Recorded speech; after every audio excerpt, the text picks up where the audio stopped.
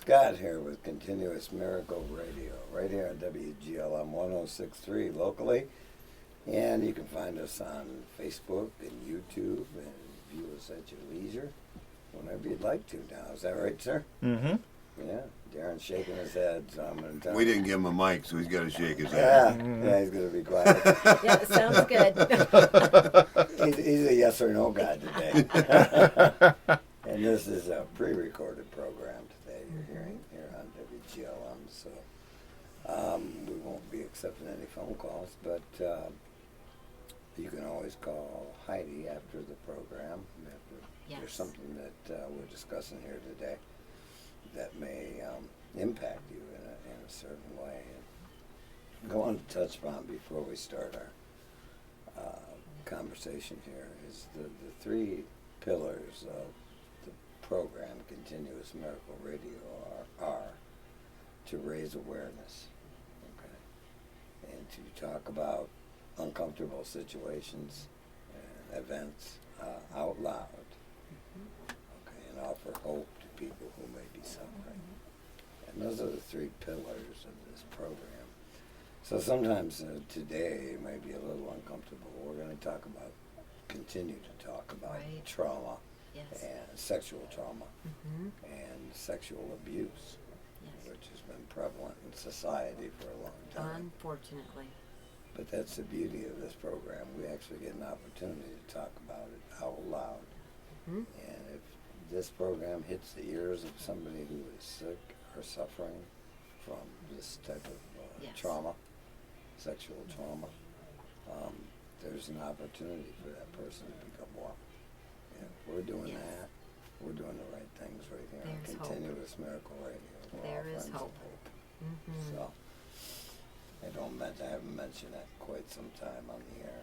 I want to take a minute to do that before we started this conversation. I think that's important. This is a heavy topic. It's a heavy topic. It's a and heavy topic. There's intent and there's purpose here. Yes. Okay. Yes, it's not just a shock value. Ooh, they're talking No, about this. it's And not. it's never, I never ever have approached it. And this is a group that I wish we didn't have to offer, but it's necessary. And in fact, I hope that this is something that we have offered more.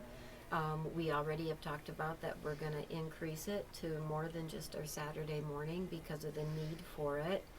So you're expanding. We will be expanding. Yes, Nice. this is our first group going through, and it's not like there's a set, like it goes for this many weeks or not. But it's just this is the original. We have recently started. We weren't sure how it was going to be received or what was going to happen. We've never done this before. So it's new. And it's new, and it's been beautiful, and I always look forward now to Saturday. I just find healing, and I'm refreshed after I leave, and I'm just so honored to have people in this sacred space that just understand that they're safe there. Sure. They can talk openly there. It's not going to be shared. It's not going to be broadcast, and people aren't going to be shocked or off-put. Nobody's going to walk away from you. Nobody's going to look at you different when you share what sits so heavily on you. In fact, we're going to encourage you and love you harder. And because, we had talked before when we were talking, if we don't know how to help you and support you. Right. So what we're doing is gently encouraging. If you help us understand how we can support and love you, it will make your journey easier also. I don't force anybody. Nobody's going to be forced to talk about things they're not ready to. Sure. We are providing the environment where people can understand they're safe to do that when they're ready. And that is something that is sacred. So I don't think I've even shared. We call this group, it's called the Sanctuary, because we meet literally in the sanctuary space of our building up front where I'm usually speaking on Sunday. And it's just a very comfortable, relaxed place there. We've got like a love seat and a kind of a comfortable leather chair, and it has a different feel that lends itself well to the nature of what we're talking about. So it's called the Sanctuary, and just a place of healing and safety as we tackle some ugly topics. Ugly. They can be, yeah. Yep. I know Mike was curious. He had Yes. or a question. I don't know about. I got lots of questions, but I got a few formed. But I got to make a statement first, so to speak. It's that I haven't had a long-term partner in my life that hasn't been had some abuse in her life. So I've been touched, and I've been able to see people get better or the results of getting better. I was telling you about my late partner saying, "Who hurt you?" was the question she raised, and she got that from a group in Chicago called Life Form. I can't remember. Okay. And it was some time ago, and from what I understand, parts of it were similar to the old Burt Reynolds movie about the longest yard. Yes. But they got good results from it, and it wasn't AA, NA. It was about dealing with life and traumatic events, Yes. and then that was just part of the overall thing that they encompassed. So I became aware of her story about dealing with it and changing. Dealing and healing. Yeah, there you go. I said changing, but healing, yeah. Yeah. Coming through. Yes. And another thing is that a friend of mine that was a nurse in an epilepsy ward had told me some time ago that he saw patients that had seizures, fits, episodes, whatever you want to call it, that were on monitors Yeah. that showed no brain activity while they were no abnormal brain activity that related to the seizure. Normal brain activity sure. going on, but nothing triggering the Yes. seizure. So I learned that we have trauma stored in the body, not in the We do. brain. And when We it's do. stored in the body, a person doesn't really know what it is they're responding to. You're right. You're right. Yeah, so some people that have had this kind of abuse or trauma, they don't necessarily, in their conscious mind, know what it is they're reacting to. They just have a bad reaction to life. Absolutely. That quite often, if they're anything like myself, when I reached adulthood, I didn't even realize that my reactions to quote unquote normal adult things in life were unusual because they were so deeply ingrained in me. They were your normal. Very much my normal.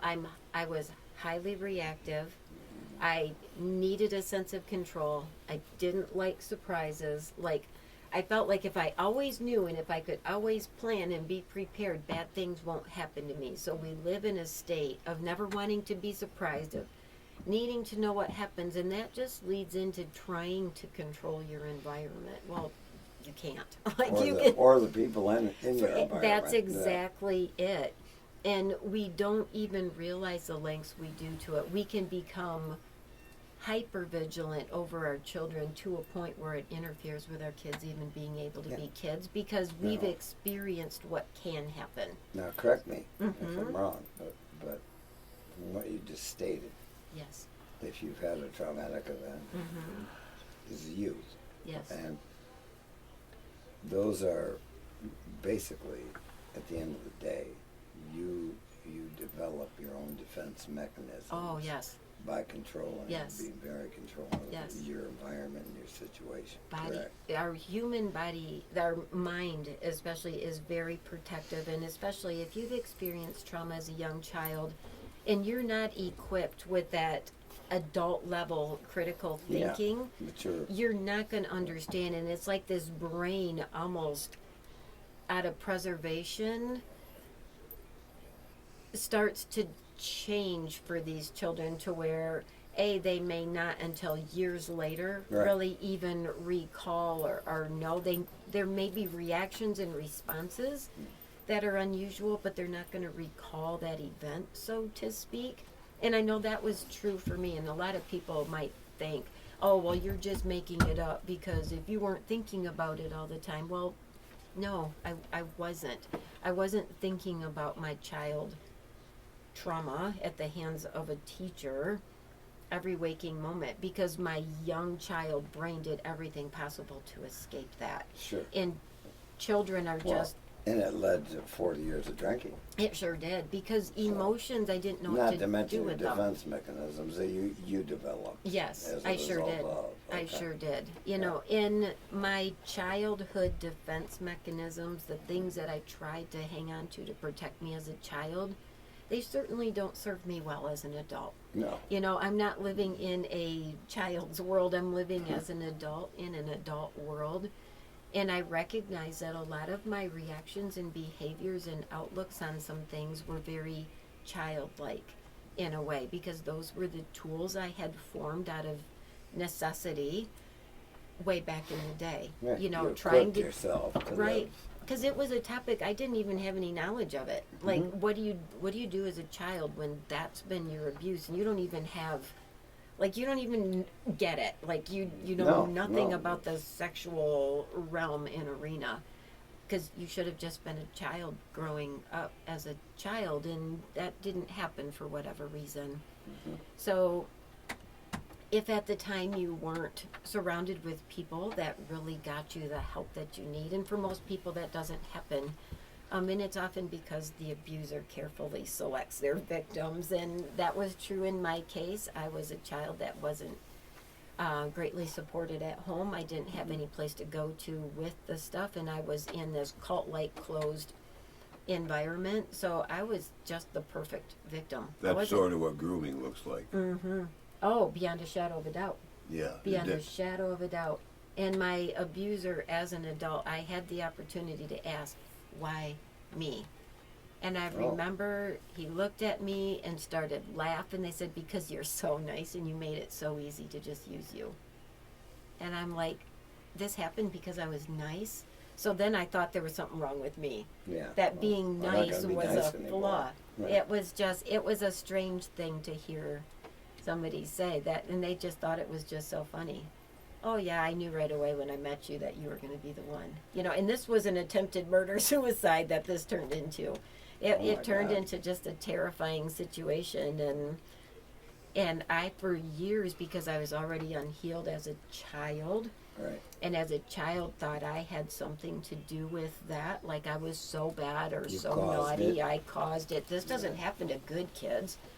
And because my abuser used to sit and make me pray for forgiveness for being a temptress. Like, I didn't even know what that was, but that's what I had to pray for, because I did something so bad. This is a very sick individual. So you know, uncovered. it was. And then, so I already don't have tools, so then it happens as an adult, and I wasn't equipped to manage it then, so then something is just seriously so wrong with me.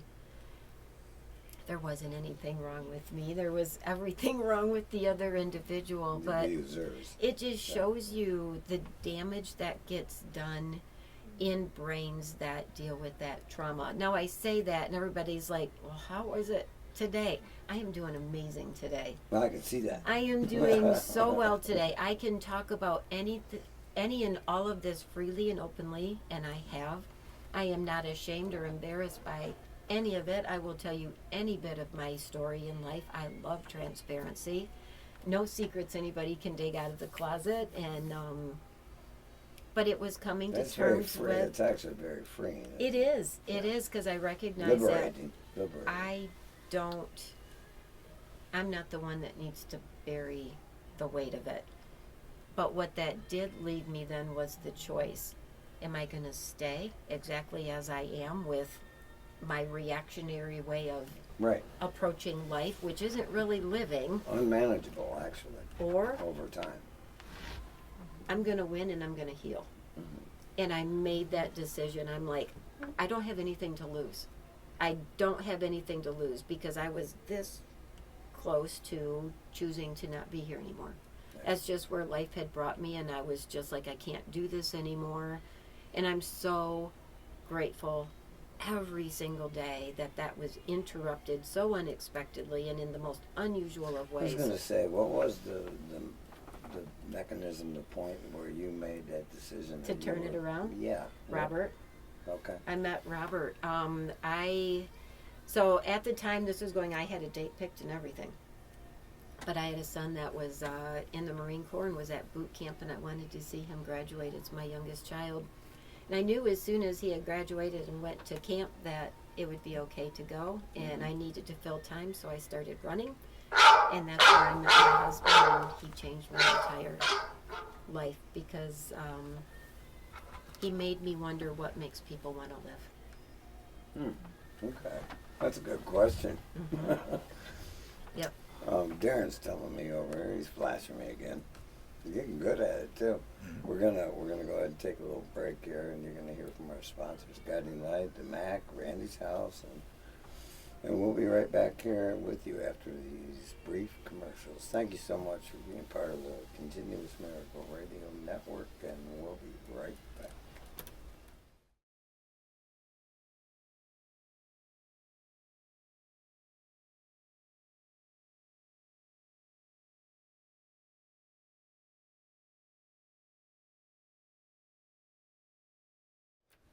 Scott back here with you on Continuous Miracle Radio. Thank you so much again for being part of the program with us here today, and with Heidi and co-host Mike over there. I'm awake. I caught you awake. One time.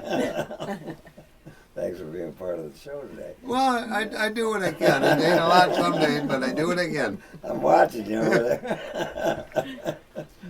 No, previous to our break here, we were talking to Heidi about what was the turning point that the event in her life that maybe steered her towards recovery from her own personal trauma, sexual trauma in her life, and she was right in the midst of kind of a fascinating story.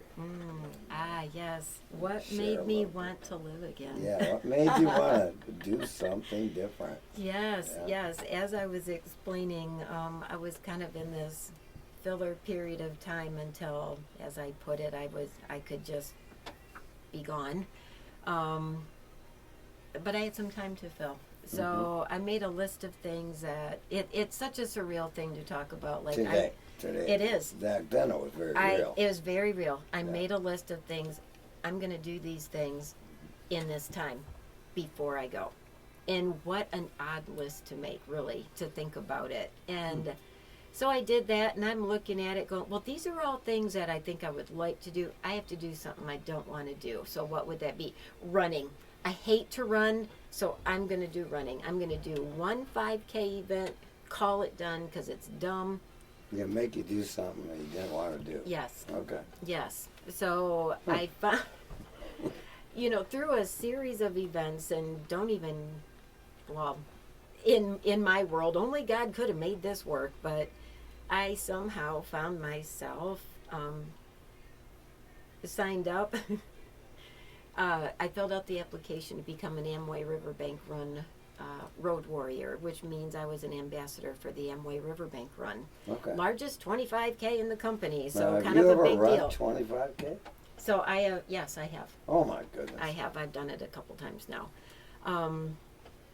So yes, me that had the goal of doing a 5K. I've done the 25 a couple sure I'm times. listening So to the same girl who hates running. yes, I liked the finish line. So All right. so I'm like, why not? I have time to fill, and training takes up a lot of time. So for me, I'm like, this is good. It gives me something to do, and I have to get out and do the thing. And Sure. Taking action. yes, so I said I'll fill out the application, not thinking they're ever going to take me. I didn't know what I was doing. I am brand new. All kinds of people want a spot on this team, like all kinds of really good running people Okay. want and would deserve to have a spot on this particular team. And I went through the interview process. I made the short list somehow, and then they interviewed me, and they said it was my why I was running that caused them to choose me. So all of a sudden I'm sitting there. My why was I had somebody that I knew that was dying of cancer. Okay. She had been a runner and had said that she wanted to run it with me, and ended up not being able to. She passed just before the race. So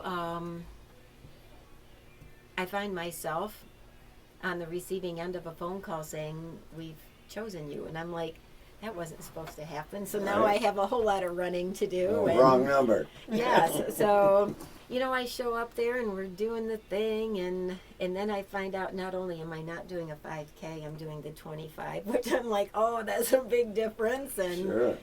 but That's I a did. full day of running, Mike. Ooh. Whoa. Yeah, that's some miles there. That is some miles, but I had noticed there was this particular person who they all knew, and they said, this was he was on the team last year.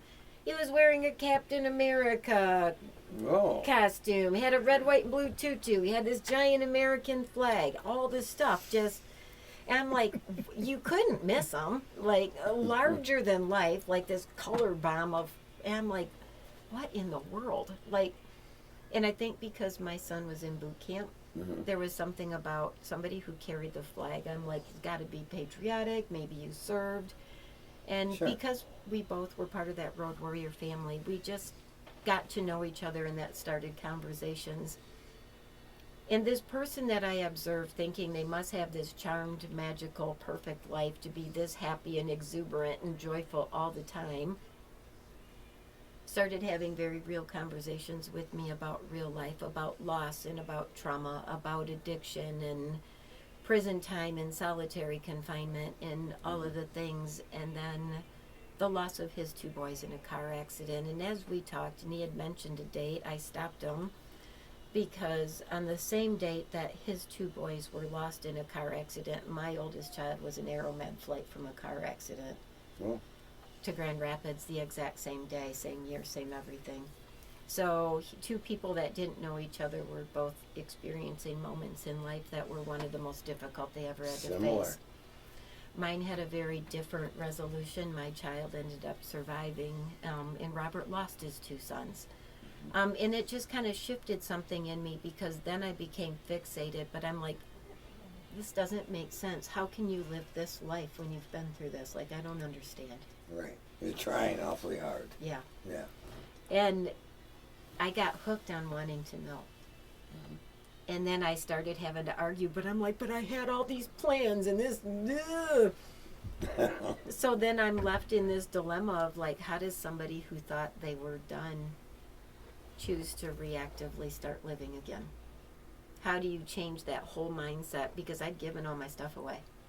You were at that point.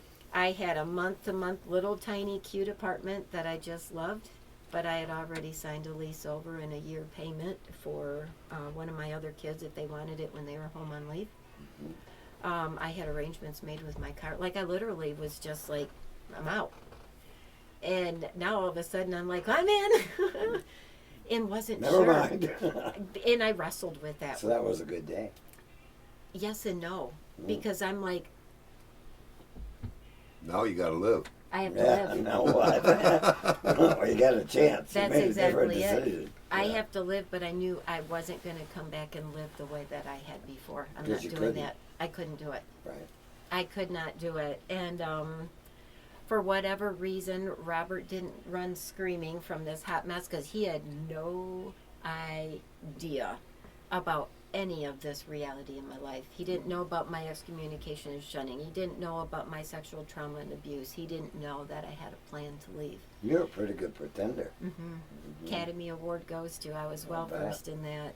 Not bad. So, but I knew that everything changed when I caught myself blurting out to him the date and what my intention was, and he started crying.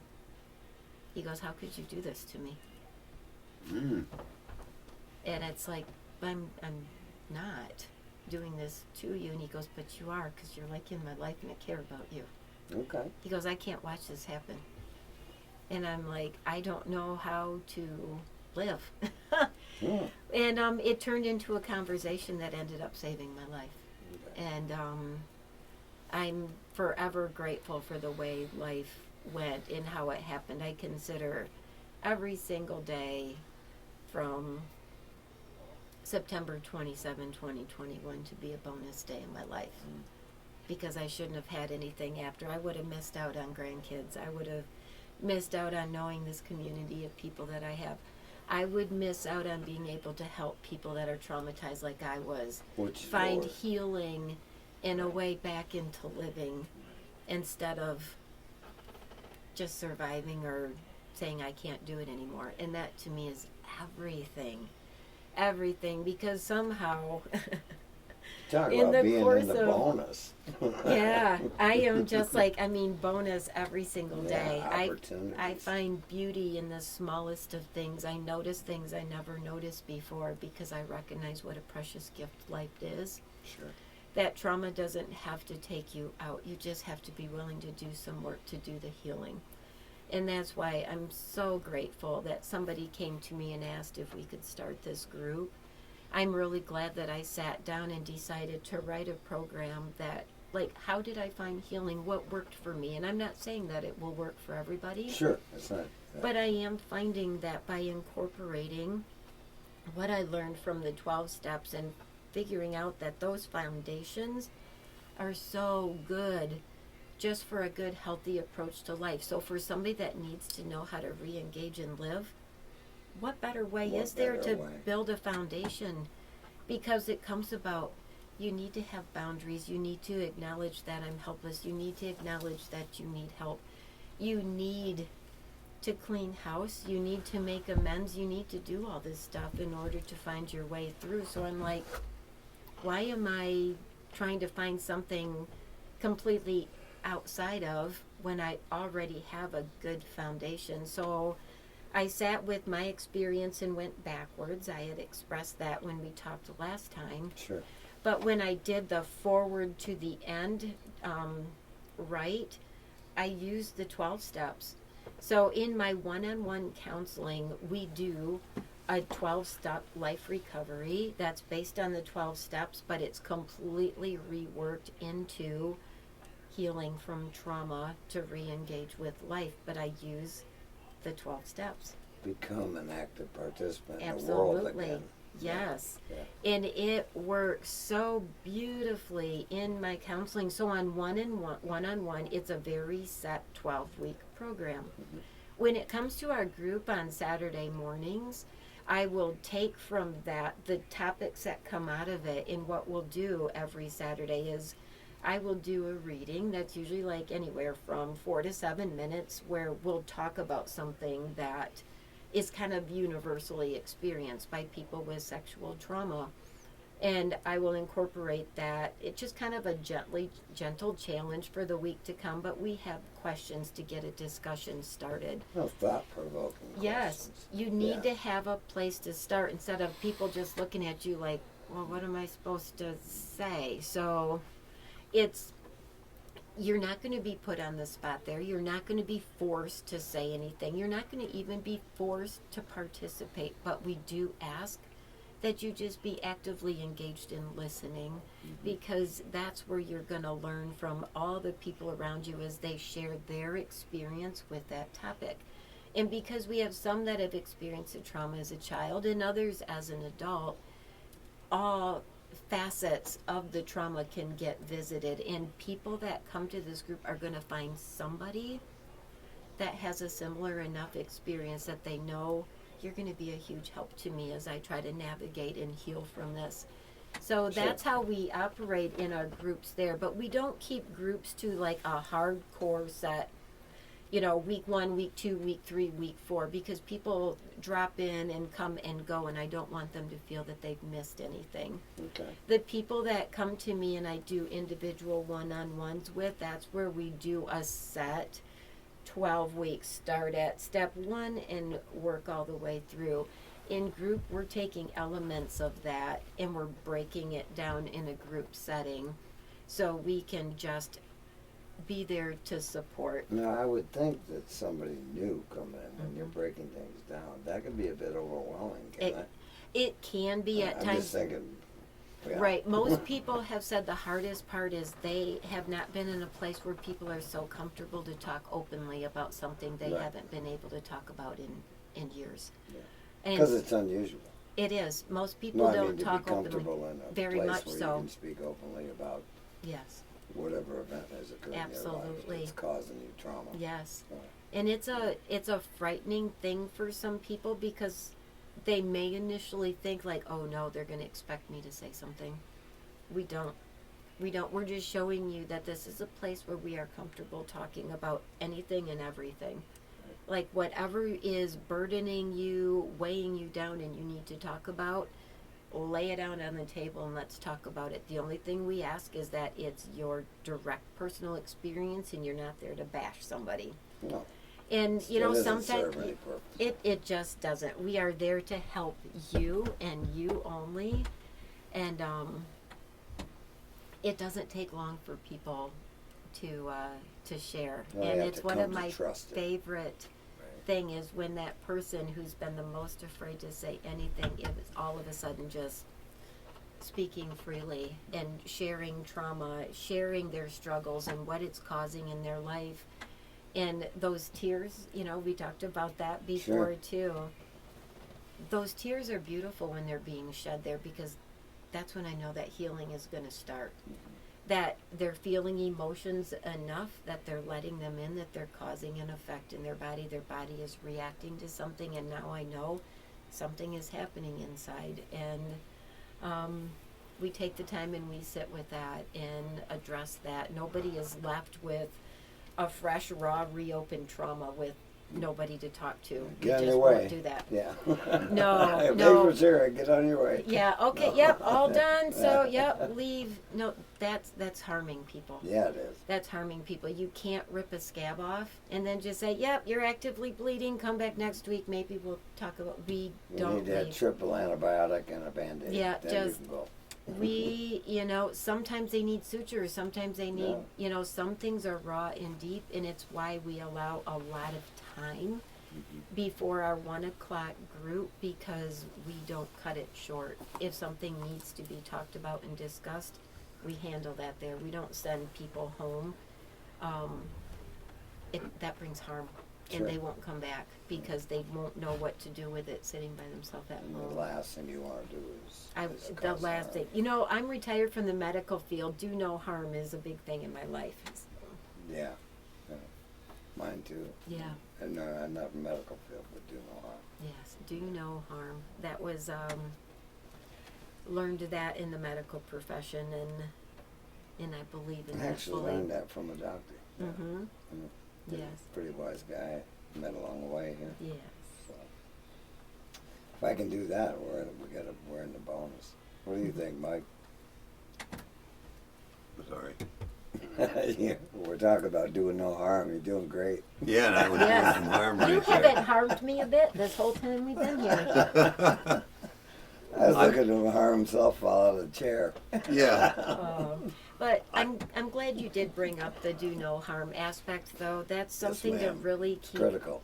It's I very did bring it important up. to keep in mind. Not everybody is qualified No, we're not. to do this. You need Yeah. to know that you're prepared and ready Yeah, thank to you. steer this so you don't hurt people. We'll touch on that a little bit. Yes, when we I come would back like to from do this that. break. So, thank you so much again for being part of the program today. Appreciate everyone listening to Continuous Miracle Radio. Hope, health, good health, and healing taking place, and some places to go and find some of that if we're in need. Yes. So we'll be right back after these brief messages from our sponsors.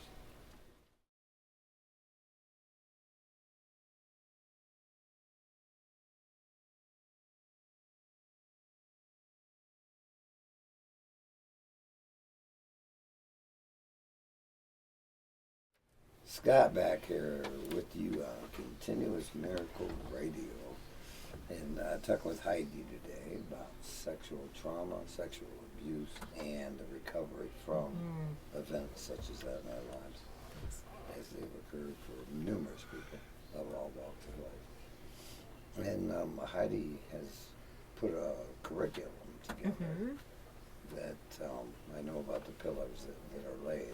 Yes. But what does it look like in real time when, say, you're at your meeting? You guys actually Right. have written material, correct? So yes, so I will lay out for you what it looks like as far as how I approach and manage this. This is a topic. group setting. This is a group setting. Okay. So What I need to do though is address it both as a group setting, and I have one-on-one individuals that come and see me, and we use the same material but in a different way. So I'm going to start with, in my one-on-ones, with the curriculum that I have written out, because I have used the foundations of the 12-step. This is a 12-week program also, but it reads like and feels different in wording than you're not going to feel like you're sitting around an AA table. And in fact, I don't tell anybody that this is the AA program reworked and reapproached for life recovery. Specifically geared towards trauma. Yes. Okay. Yes.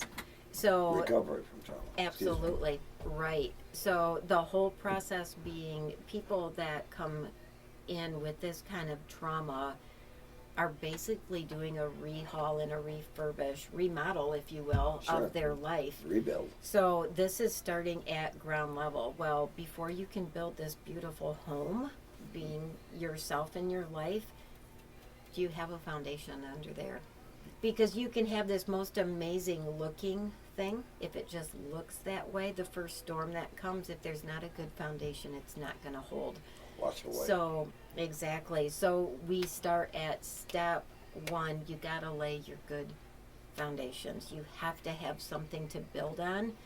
And part of the process in doing this with the one-on-ones especially is people are learning who they are and who they are not, what the absolutes are in their life when it comes to their character, their ethics, their morality, all of those things. What kind of person do I want to be, and how do I implement that into life? And we start fleshing that out for them. What does that look like? But we tackle the hard things like we do in AA also. That amend making, that nobody likes to do, but we have to do it. That's part of this also, because there are people that we ourselves have harmed in our journey, and there's no avoiding that. And that's not said to punish anybody, to make anybody feel bad. That's just the reality. The facts. We are traumatized people that didn't have useful tools, and we have harmed people along the way. We just clean up the street, not as a guilt thing. Nothing is ever approached as good or bad, right or wrong, or guilt. This is just matter of fact. This is, if you want to find your way to the other side, this is the process that we have found that best enables you to get there, where you can address all the things from your past, but also in your present, because our traumatized selves are now living in the present. And whether we understand it fully or not, our reactions and approach to life do affect all the people around us. Oh, and absolutely. so in the one-on-one and in group, we address those things, the way that we interact with people. What does it look like? How do we handle these? How do we establish boundaries? How do we learn how to implement things like good, healthy self-care? How do we learn self-forgiveness? How do we reach the point of forgiveness? That's a road that you That- really need And we to be take, navigated through. and that's why in the group setting, we don't do it as a 12-week course, because some subjects and some areas of it require you to be able to stay there. The making amends is a difficult topic for people, especially in this arena, and it's approached very gently and very carefully. Because until somebody has an understanding why they would be asked to even consider that forgiveness, they have to understand that they're doing it to free themselves. Because it feels very much like you're rewarding somebody that hurt you. You and I that is understand it on a personal level. Mike understands Yes, it on a personal level. But as you're taking a traumatized person towards that, It feels like point. I'm asking them to do something very unfair. because their mechanisms are Right. still on fire. Yeah. And I Yeah. say that because I felt that way. Sure. Because I can remember when I first started talking about it, and this is a very common It's thing. very common. You're going to feel this rage in you. but you're going to feel like it's that wholly justified anger, and you're on fire, and you're out to right wrongs, and that's part of it. And it's okay to feel that, because that's letting me know you're starting to understand what happened to you. No, it wasn't fair, and it wasn't right. It's not something that you chose to have happen. It was out of your control. That's a good thing. But staying in that anger, and that's the biggest thing that derails people. It's self-defeating. It's self-destructive. That anger will never, ever, ever fix things with that other person. It's never going to give you the answers you want as to why me. It's not going to solve anything. Staying and living in and feeding that anger will only hurt yourself. Right.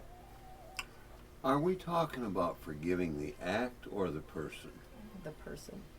I thought that might be needing clarification. Yes. Because it's an unforgivable act. So the act against you, that it was not okay, and we are never saying what happened to you is okay. No.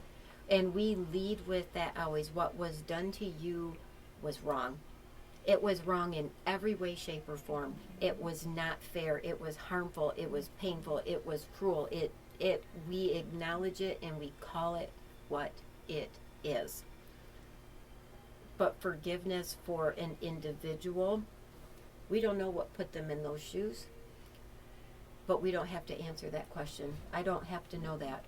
I don't have to know the whys. I don't have to know the whole story. I don't have to know any of that. When you explain to a person that forgiveness is actually a state of liberation It's for very much so. yourself. It is. Until you experience that. So, because And what you are can you? explain it to somebody, For sure. but until you actually take that action, make that, Mhm. forgive that Yeah. person, that individual, So if you think of somebody you become that's freed right. in the process. So if somebody has done something horrible to you, like just think really awful to you, and you refuse to forgive, but just take a second and think about, what are you feeling? What kind of feelings and emotions are in you? Rage, anger, Sure. bitterness, hatred, anxiety, fear, all of those things. How do those feel? Not well. And now imagine that over time. Yeah. As that builds, and all you're doing is you're thinking about what happened and the unfairness, and that anger builds, and that rage builds, and that fire gets bigger and bigger and bigger in you. Who does it destroy? It's eating you from the inside out. Yeah. Yeah. I That's- understand it today. I didn't, Yes. when I was 40, I didn't understand that, Right. but I And sure when do today. people first started bringing up that whole the forgiveness thing with me, like I wanted to pop you right in the face. Oh, like I would. I am not a fighter, but I'm gonna punch you in the face. What kind of stupid information is this? Right. Not realizing that's where freedom was found for me.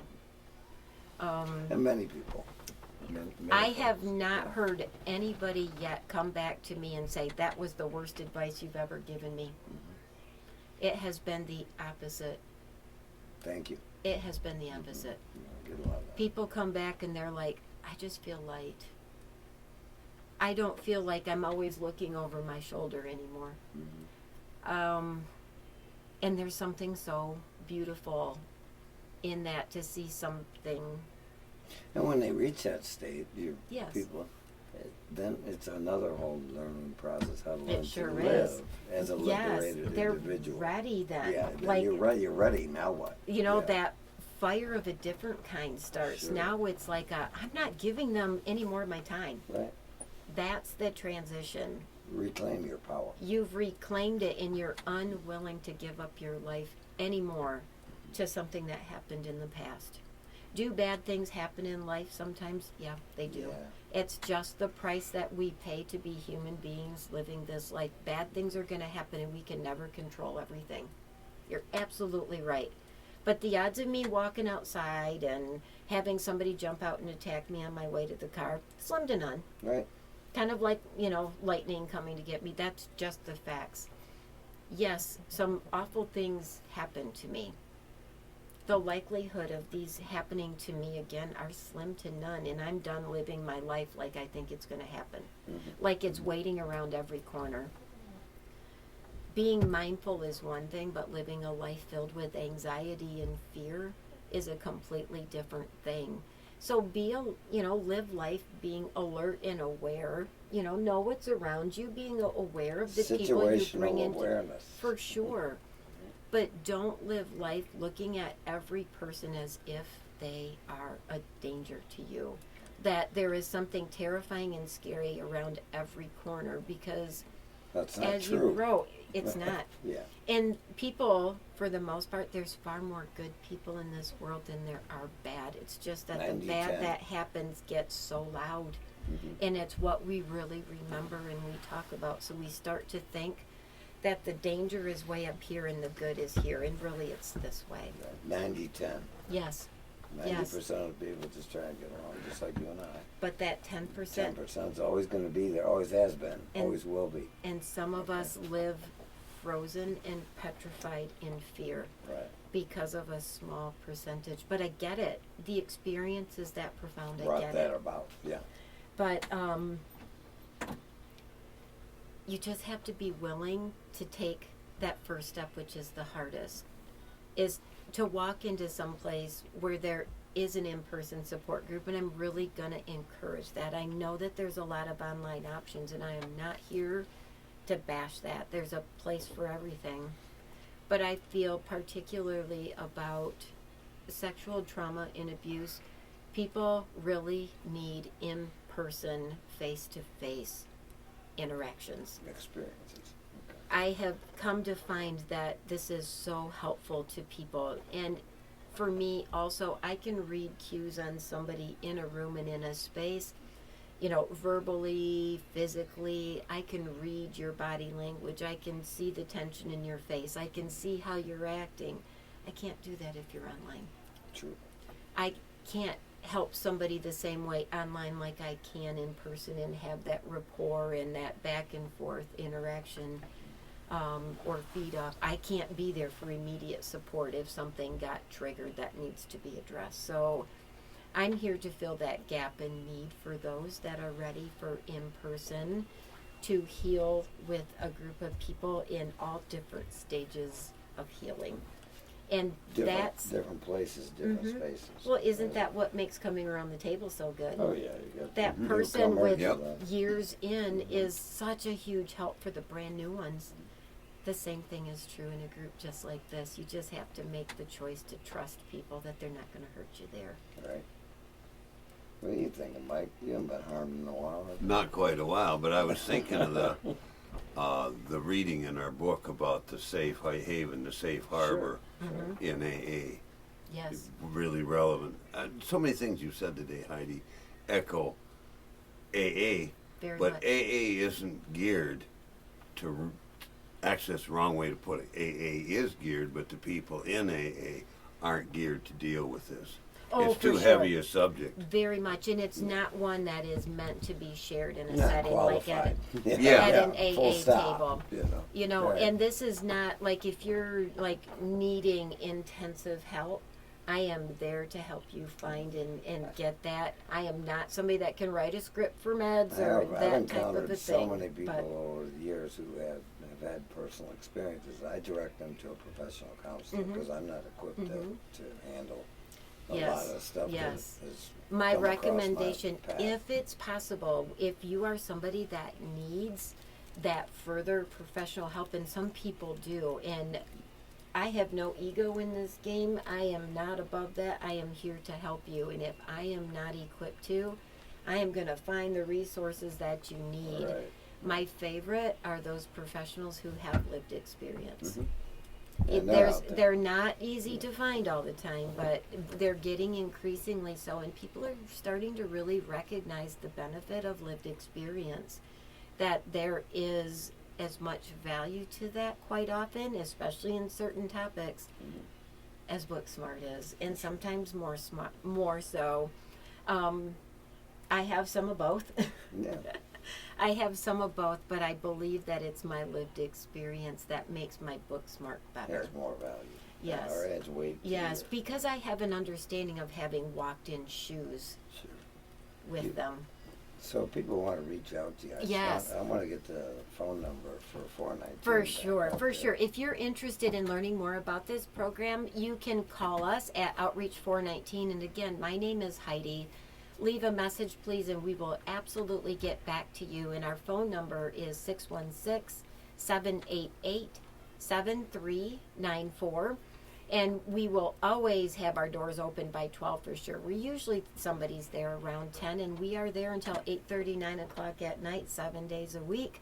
We are earlier on Sunday. We're usually out of there by 3, but you can leave a message anytime. Any questions you have, if you even just need to come in and sit one-on-one to see if this is good for you or somebody that you're thinking of, I really encourage you to please just reach out to me. I would love to help you with anything that I can.